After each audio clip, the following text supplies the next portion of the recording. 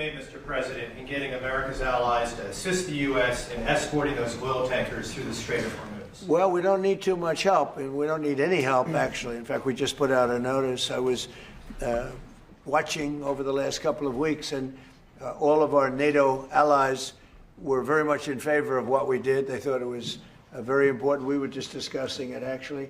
Very important that we take out the nuclear threat from Iran, and we've done that very strongly, very powerfully. We've wiped out their Navy, wiped out their military in every aspect. Everything is gone. Their leaders are gone. I guess one of their top person was, they say, a lot of people say their actual top was killed yesterday, along with somebody else who was responsible for the killing. The man that was responsible for the killing of 32,000 people over the last 2 weeks, he was in charge of the killing of protesters. It's an evil group. I mean, they've killed much more than 32,000 people.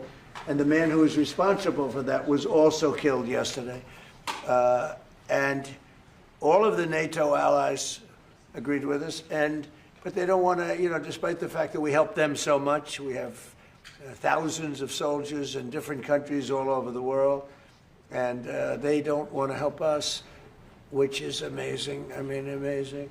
And I didn't do a full court press because I think if I did, they probably would be. But we don't need help. That war has been long prosecuted, as far as I'm concerned, almost from day one. We knocked out many of these things. We knocked out the Navy essentially in a couple of days.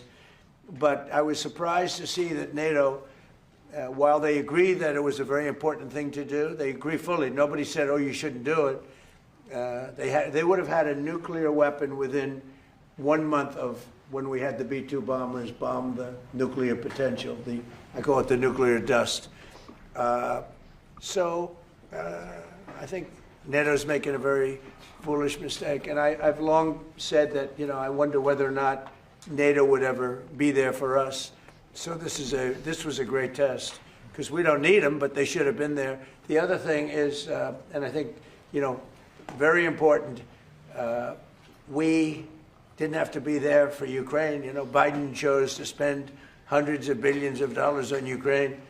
And I guess the head of Germany just made a statement that, well, they weren't involved and they have nothing to do with the war. But at the same time, they think we did a great thing by knocking them out. Nobody wants to have Iran, or anybody, but nobody wants to have Iran with a nuclear, because these people are crazy. That's pretty tough stuff.